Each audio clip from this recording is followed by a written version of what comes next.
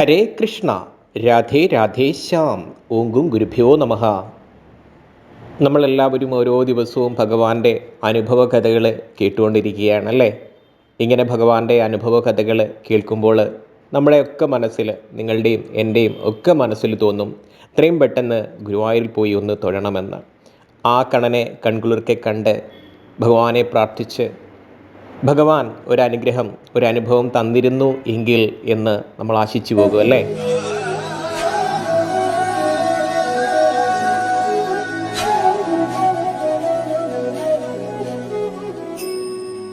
അപ്പോൾ എല്ലാവർക്കും എത്രയും പെട്ടെന്ന് വീണ്ടും എപ്പോഴും ഗുരുവായൂർ ക്ഷേത്രത്തിൽ പോയി ഭഗവാനെ കാണുവാനുള്ള ഭാഗ്യം, ആ അനുഗ്രഹം ലഭിക്കട്ടെ എന്ന് ആത്മാർത്ഥമായിട്ട് ആഗ്രഹിക്കുന്നു, ആശംസിക്കുന്നു.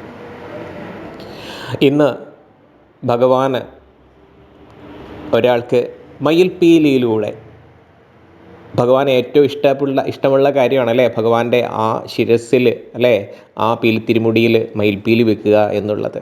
അങ്ങനെ ഒരു മയിൽപ്പീലി കാട്ടിക്കൊടുത്തുകൊണ്ട് ആ ഭക്തയെ സന്തോഷിപ്പിച്ച ഒരനുഭവ കഥയാണ് പറയുന്നത്. ആ സഹോദരി എല്ലാ മാസവും അവിടെ സുഹൃത്തുക്കളോടൊപ്പം ഗുരുവായൂർ ക്ഷേത്രത്തിൽ പോയി തൊഴുവാറുണ്ട്. അപ്പോൾ ആ എല്ലാ മാസവും പോയി തൊഴുത് ഭഗവാനെ പ്രാർത്ഥിക്കുന്ന ആ ഒരു കാര്യത്തിന് മുടക്കം വരുത്താറില്ല. ആ ഒരു മാസത്തിൽ എപ്പോഴെങ്കിലും ആ സുഹൃത്തുക്കളെല്ലാവരും കൂടി ഭഗവാനെ പോയി തൊഴും, ഗുരുവായൂരിൽ പോയി തൊഴും. അപ്പോൾ ആ സഹോദരിക്ക് മനസ്സിലൊരു സങ്കടം ഉണ്ടായിരുന്നു. അത് എന്താണ് എന്ന് നമ്മോട് പറഞ്ഞിട്ടില്ല. അങ്ങനെ ഒരഷ്ടമിരോഹിണി നാളിൽ വളരെ തിരക്കുള്ള ആ ദിവസം ഗുരുവായൂരിൽ പോയി ഭഗവാനെ ദർശനം നടത്തി തൻ്റെ സങ്കടം ഭഗവാനോട് ഉണർത്തിച്ചു. പക്ഷേ താൻ പറഞ്ഞ ആ ഒരു സങ്കടം ഭഗവാൻ കേട്ടില്ലേ, അല്ലെങ്കിൽ ആ ഭഗവാൻ അത് കേട്ടിട്ട് എൻ്റെ ആ സങ്കടം മാറ്റി തന്നില്ലേ, അല്ലെ തരുന്നില്ലേ എന്നൊരു ചിന്ത, ഒരു ശങ്ക ആ സഹോദരിയുടെ മനസ്സിലുണ്ടായി. അപ്പോൾ തൊഴുത് വെളിയിലിറങ്ങിയിട്ടും ഒരു ചിന്തയാണ്, തൻ്റെ ആ സങ്കടം ഭഗവാൻ മാറ്റിത്തരില്ലേ, എൻ്റെ വിളി ഭഗവാൻ കേട്ടില്ലേ, ഇനി ഭഗവാൻ അതൊന്നും കേട്ടില്ല എന്ന് വെച്ചിരിക്കുകയാണോ എന്ന് ആ സഹോദരിയുടെ മനസ്സിൽ ഇങ്ങനെ തോന്നി. അങ്ങനെ ആ ക്ഷേത്രസന്നിധിയിൽ തൊഴുതിറങ്ങി, രാവിലെ തന്നെയാണ് തൊഴുത് വെളിയിലിറങ്ങി ഇങ്ങനെ നടക്കുകയാണ്. അങ്ങനെ നടന്ന് ആ കൊടിമരച്ചൂട്ടലിൻ്റെ ആ മുൻവശത്തേക്കൊക്കെ ഇങ്ങനെ നടന്നു വരുന്ന സമയത്ത് പെട്ടെന്ന് ആ ക്ഷേത്ര പരിസരത്ത് നിന്ന്, ആ ഭഗവാന്റെ സന്നിധിയിൽ നിന്ന് ആ താഴെ കിടന്ന് ഒരു മയിൽപ്പീലി ലഭിക്കുകയാണ്. വളരെ സന്തോഷം തോന്നി ആ മയിൽപ്പീലി ലഭിച്ചപ്പോൾ. പക്ഷെ ഒരു സങ്കടം ഇപ്പം പെട്ടെന്ന് തന്നെ ഉണ്ടായി. കാരണം ആ മയിൽപ്പീലി മുഴുവനില്ല. അതായത് അതിൻ്റെ താഴെ ഭാഗം മാത്രമേ ഉള്ളൂ, മേൽഭാഗം ഇങ്ങനെ പോയിരിക്കുകയാണ്. അതിൻ്റെ ബാക്കി ഭാഗം അവിടെ എങ്ങും കിടപ്പില്ല, താഴെ ഭാഗം മാത്രമേ അവിടെ കിടപ്പുള്ളൂ. അപ്പോൾ ആ മയിൽപ്പീലി കിട്ടിയപ്പോൾ സന്തോഷവും തോന്നി, അതോടൊപ്പം അത് മുഴുവനില്ലല്ലോ എന്ന സങ്കടവും തോന്നി. അപ്പോൾ മനസ്സിൽ ഇങ്ങനെ തോന്നി, കുറച്ചു മുമ്പേ എന്താ വിചാരിച്ചത്, തൻ്റെ ആ സങ്കടം ഭഗവാൻ കേട്ടില്ലേ എന്നൊരു ശങ്ക തോന്നി. പക്ഷേ ആ പകുതി മയിൽപ്പീലി കിട്ടിയപ്പോൾ മനസ്സിൽ ഇങ്ങനെ ഭഗവാൻ അകത്തിരുന്ന് പറയുന്നത് പോലെ തോന്നി, തൻ്റെ ഉള്ളിലിരുന്ന് പറയുന്നത് പോലെ തോന്നി, പേടിക്കണ്ട, ഞാൻ കൂടെയുണ്ട്, ഞാൻ അടുത്തുണ്ട്, ഒരു മയിൽപ്പീലിയായി ഞാൻ നിന്നോട് കൂടെയുണ്ട് എന്ന് ഭഗവാൻ തനിക്ക് ഉത്തരം തരുന്നതാണോ എന്ന് ആ സഹോദരി ചിന്തിച്ചു.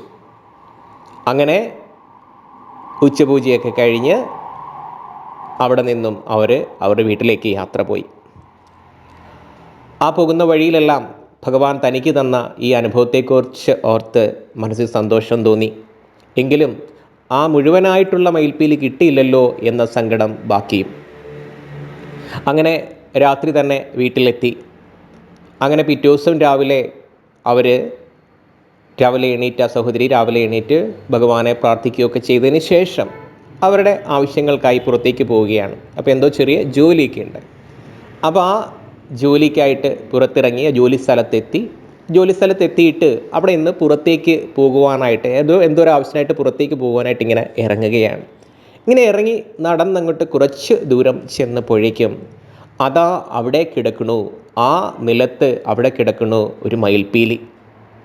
ആ മയിൽപ്പീലിയുടെ കാര്യം പറഞ്ഞാൽ രസമാണ്. കാരണം ഗുരുവായൂർ ക്ഷേത്ര പരിസരത്ത് വെച്ച് കിട്ടിയത് താഴെഭാഗം മാത്രമുള്ള മയിൽപ്പീലിയാണെങ്കിൽ ഇപ്പോൾ ആ വീടിനടുത്തുള്ള അല്ലെങ്കിൽ അവരൊരാവശ്യത്തിനായിട്ട് നടന്നു പോകുന്ന ആ വഴിയിൽ അവിടെ കിടക്കുന്നത് മേൽഭാഗം മാത്രമുള്ള മയിൽപ്പീലിയാണ്, താഴെ ഭാഗം ഇല്ല. ഒരുപാട് സന്തോഷം തോന്നി, ഒരുപാട് സന്തോഷം. ആ കണ്ണിൽ ഇങ്ങനെ കണ്ണുനീര് വരികയാണ്. പെട്ടെന്ന് ആ സഹോദരി ഓർക്കുകയാണ്, തനിക്ക് കിട്ടിയ മയിൽപ്പീലി, ഗുരുവായൂർ ക്ഷേത്രത്തിൽ നിന്ന് കിട്ടിയ മയിൽപ്പീലി മുഴുവനില്ലല്ലോ എന്നോർത്ത് സങ്കടപ്പെട്ടിരിക്കുമ്പോൾ, ഗുരുവായൂർ ക്ഷേത്രത്തിൽ നിന്ന് കിട്ടിയത് താഴെ ഭാഗമുള്ള മയിൽപ്പീലിയാണെങ്കിൽ ഇപ്പോൾ തൻ്റെ വീടിൻ്റെ പരിസരത്തുള്ള ആ സ്ഥലത്ത് നിന്ന് കിട്ടിയിരിക്കുന്നത് മുകൾ ഭാഗമുള്ള മയിൽപ്പീലിയാണ്. ഒരു ഭാഗം, താഴെ ഭാഗം ഗുരുവായൂരിൽ നിന്ന് ലഭിക്കുന്നു, അതിൻ്റെ മുകൾ ഭാഗം എവിടെ നിന്ന് ലഭിക്കുന്നു? തൻ്റെ വീടിനടുത്തുള്ള ഒരു സ്ഥലത്തു നിന്നും കിട്ടുന്നു. അങ്ങനെ അതൊരു മയിൽപ്പീലിയായി മാറുകയാണ്. അപ്പോഴും ആ മനസ്സിൽ ചിന്തിക്കുകയാണ്, തൻ്റെ പ്രാർത്ഥന ഭഗവാൻ കേൾക്കുന്നുണ്ട്, തൻ്റെ കൂടെ ഭഗവാനുണ്ട്, തൻ്റെ കൂടെ ഭഗവാന്റെ സാന്നിധ്യമുണ്ട് എന്ന് ഈ മയിൽപ്പീലിയുടെ ഭഗവാൻ എനിക്ക് കാട്ടിത്തരികയാണ്, അല്ലെങ്കിൽ അനുഭവിപ്പിച്ചു തരികയാണ് എന്ന് ആ ഭക്തയായ സഹോദരിക്ക് തോന്നുകയാണ്. അനുഭവങ്ങൾ അങ്ങനെയാണ്. നമ്മൾ വിചാരിക്കുന്ന പോലെയൊന്നും ആയിരിക്കില്ല ഭഗവാൻ ചിന്തിക്കുന്നത്, അല്ലേ? നമുക്ക് കാട്ടിത്തരുന്നത്, അനുഭവം കാട്ടിത്തരുന്നത് നമ്മൾ സ്വപ്നത്തിൽ പോലും വിചാരിക്കാത്ത രീതിയിലാണ്. ആ മയിൽപ്പീലിയുടെ നിങ്ങളുടെ കൂടെ, ആ സഹോദരിയുടെ കൂടെ, എല്ലാവരുടെയും കൂടെ ഭഗവാനുണ്ട്. നിൻ്റെ ഏത് ചലനവും, നിൻ്റെ ഏത് പ്രവൃത്തിയും ഞാൻ കാണുന്നുണ്ട്, അറിയുന്നുണ്ട്, കേൾക്കുന്നുണ്ട് എന്ന രീതിയിലാണ് ഭഗവാൻ അവിടെ അനുഭവം തരുന്നത്. അപ്പോൾ ഭഗവാൻ അങ്ങനെയാണ്, എപ്പോഴും നമ്മുടെ കൂടെ ഉണ്ടാവും. അപ്പം വിളിക്കേണ്ടത് നമ്മളാണ്, മുറുകെ പിടിക്കേണ്ടത് നമ്മളാണ്. ആ ഭഗവാന്റെ തൃപ്പാദത്തിൽ കെട്ടിപ്പിടിച്ച് കിടക്കേണ്ടത് നമ്മളാണ്. ഭഗവാനെ വിടാൻ പാടില്ല, അല്ലേ? എപ്പോഴും കൂടെ വേണം ഭഗവാൻ. ആ ഭഗവാൻ ഉണ്ടെങ്കിൽ പിന്നെ നമുക്കൊരു ബുദ്ധിമുട്ടും ഉണ്ടാവില്ല, ഒരു കഷ്ടപ്പാടും ഉണ്ടാവില്ല. ആ ഭഗവാനെയാണ് നമ്മൾ ആ ഭഗവാന്റെ ആ തൃപ്പാദത്തിൽ, ആ പൊൻപാദത്തിൽ കെട്ടിപ്പിടിച്ച് കിടക്കേണ്ടത്.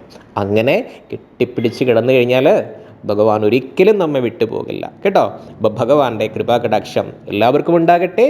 ലോക സമസ്ത സുഖിനോ ഭവന്തു, സർവം കൃഷ്ണാർപ്പണമസ്തു. ഹരി ഹരി ബോൽ. രാധേ രാധേ ശ്യാം.